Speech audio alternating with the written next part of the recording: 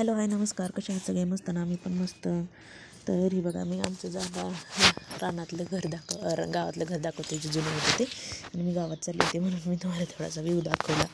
तर इथे पुढं मी नंतर करते बघा. हा पसारा माझा घरी आल्यानंतर नाश्त्याची भांडी ही तशीच पडली होती आणि कालवण बनवणार होती मी पावट्याचं. तर हे पावटा आहे विकत आणलेला आहे बाजारातला. तरी बघा अशा शेंगा झाल्या त्या फ्रीजमध्ये ठेवून, पण आतमधून त्याचे आवळतमधून चांगला पावटा होता त्याच्यामुळे तो करून घेतला नीट. तर त्यानंतर इथं मी पावट्याच्या कालवणाला देत होती. नंतर पावटा बटाटा तुम्हाला तर माहिती असेल चांगला बनतो, तुम्ही करत असाल तर. आणि त्याच्यानंतर कालवण फोडणीला टाकून आल्यानंतर बघा एवढे मी कपडे काढलेत आज धुवायला, का तर ऊन पण नव्हतं पण निघालेत कपडे, कारण ठेवून ठेवून किती दिवस ठेवणार म्हणून काय असे काय जास्त दिवसाचे नव्हते. आणि कपडे भिजत घातल्यानंतर इथे मी करत होते दही लावलेलं होतं, म्हणजे साई बाजूला काढून त्याचं तूप तयार करायचं होतं. तर इथं मला ते रवीनं हलवायचं होतं, तर रवीचा मी आज उपयोग केला नाही. मी केक बनवते तुम्हाला तर माहितीच आहे. तर माझ्याकडं बिटर होतं, तर मग त्या बिटरनीच मी ताक घुसळून लोणी काढले. तर एकदम भारी निघालं होतं, चांगलं निघालं होतं ताक घुसळून लोणी. का तर ताक काय ह्या दिवसात शक्यतो आता कोण पित नाही, कारण गारठा असल्यामुळे जरा जास्तच हे होतं.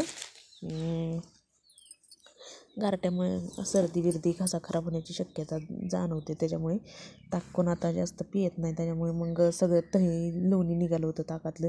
या बिटरने मी हलवून काढल्यानंतर चांगलं पाण्यासारखंच खाली ताक राहिलं होतं, नाहीतर हाताने घुसळल्यानंतर पूर्ण त्याच्यातलं लोणी निघत नाही. तर बिटरने मी घुसळलं, 2-3च वेळा घुसळलं, पण चांगलं निघालं, बऱ्यापैकी लोणी निघालं. एक डबाभरच फक्त त्याच्यामध्ये हे होते, साई ठेवलेली होती. थोडंसं साईने थोडंसं दूध असं टाकत होते आणि त्याच्यामध्ये एक छोटं पातेलं असं लोणीचा गोळा निघाला. तर तुम्ही बघू शकता किती दाट असं लोणी निघाले बघा बरं. आणि खाली मी तुम्हाला दाखवते हलवून, ते सगळं ताक आहे. तर अजून त्याच्यामध्ये थोडंसं ते सगळं लोणी काढल्यानंतर अजून मी बघा हे किती चिकट पण आहे, तेलकट पण आहे बघा बरं. आणि ते पलीकडचा जो टोप आहे ना, तो टोप निघालं लोणी. आणि ते झाल्यानंतर कपडे बिपडे करून मी निघाली ती रानात, कारण रानात आला होता ट्रॅक्टर. जे रान आमचं एक पडीक आहे त्याला व्यवस्थित लाईन करायचं, व्यवस्थित वडायचं होतं त्याच्यामुळे. तर मी पाण्याची कळशी घेऊन चालली होती रानात. आणि माघारी येताना आमचे 2-4 वेल आहेत पावट्याचं. तर त्या पावट्याच्या वेलाला शेंगा होत्या, त्याच्यात वाळलेल्या बी होत्या, निवार पण होत्या आणि कवळ्या पण होत्या. तर त्यातल्या निवार आणि कवळ्या काढून घ्यायच्या होत्या. निवार म्हणजे की खाण्यालायक होत्या, आणि वाळलेल्या आहेत ते बेला धरता येतील अशा, आणि कवळ्या त्या परत येतील तोडता, अशा 3 प्रकारच्या होत्या. तर इथं बघा मी एवढ्या शेंगा तोडल्या, आई मला बांधून देत होत्या गाठोडं. तर त्याचा मी व्हिडिओ घेतला आहे. आई बांधून देत होत्या, निघली नव्हती म्हणून आई डोक्याचा जो स्कार्फ असतो त्याच्यामध्येच बांधून देत होत्या. तर ते मी घेऊन घरी येणार होती, आणि कारण मला घरी येऊन पण काम होतं भरपूर. आणि त्याच्यानंतर बघा घरी आल्यानंतर घरी येतात आम्ही तुम्हाला दाखवते बघा कांद्याचा वावर. कांद्याच्या वावरात तण तर खूप आले, ऑलरेडी औषध मारले तणनाशक, पण तरी पण तण काय मिळलं नाही, अजूनच आले. तर अजून एकदा तणनाशक मारायचं त्याच्यावर.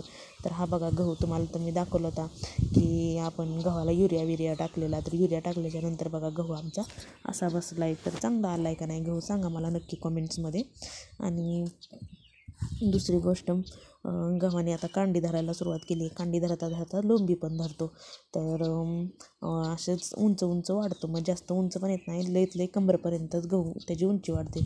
तर घरी आल्यानंतर हे बघा मला आज फ्रीज साफ करायचं होतं, का तर फ्रीजमध्ये लई सटर बटर झालं होतं, काय सारखं हे ठेवलं ती ठेवलं व्यवस्थितपणा झाला नव्हता फ्रीजमध्ये. त्याच्यामुळे फ्रीज मी काढून सगळा पुसून त्यातनं व्यवस्थित डिसिप्लिनने सामान सगळं लावून ठेवायचा प्रयत्न करत होती. तर इथं मी पूर्ण ती पाण्याने ह्यानी फ्रीज चांगला पुसून घेतला.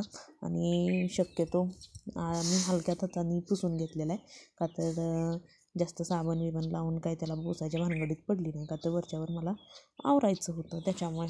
तर वरच्यावर असा जर फ्रीज आपण स्वच्छ करून घेतला तर खराबही होत नाही आणि काहीच नाही. तर मागं मी आता बरेच दिवस झालं, जवळजवळ एक 15-3 आठवडे झाले असतील. त्याच्यानंतर मी आज परत सुरुवात केली होती. तर फ्रीजमध्ये बाजार आणलेला होता, तर तो फ्रीजमध्ये ठेवायचा राहिला होता. तर इथे बघा मी सगळं व्यवस्थित लावून घेतलं पुसून, आणि इथे मी बाजार भरायचं चाललं होतं. तर ते मी खराब झालेला जो भाजीपाला होता तो बाजूला काढून घेतला, आणि त्याच्यानंतर नाताचा ताजा जो भाजीपाला आणलेला तो मी त्याच्यामध्ये भरून ठेवत होती. तर इथे बघा माझं व्यवस्थित भाजीपाला भरून झाल्यानंतर मी तुम्हाला थोडंसं दाखवलं आहे. आणि इथं संध्याकाळच्या टायमाला करत होते मेथीची भाजी नीट, कारण संध्याकाळीचं मेनू तर तुम्हाला दिसेलच पुढे काय होता तो. तर मी आज विचार केला डाळ भातच बनवायचा होता, पण डाळ भात आपण रोज दरवेळेसच खातो, म्हणून मी आज म्हणलं चला मिक्स डाळी टाकून दाल तडका बनवावा, म्हणजे दाल फ्राय बनवावं.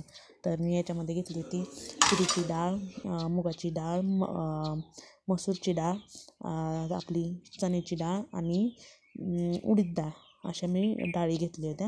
म्हणजे एकदम एकसारखं प्रमाण नव्हतं घेतलं. तुरीची डाळ आणि मुगाची डाळ थोडी जास्त घेतलेली, बाकीच्या डाळ्या थोड्या थोड्या घेतलेल्या. तर इथं आपली बघा डाळ शिजली. डाळ शिजताना त्याच्यामध्ये तेल आणि काय टाकलेलं,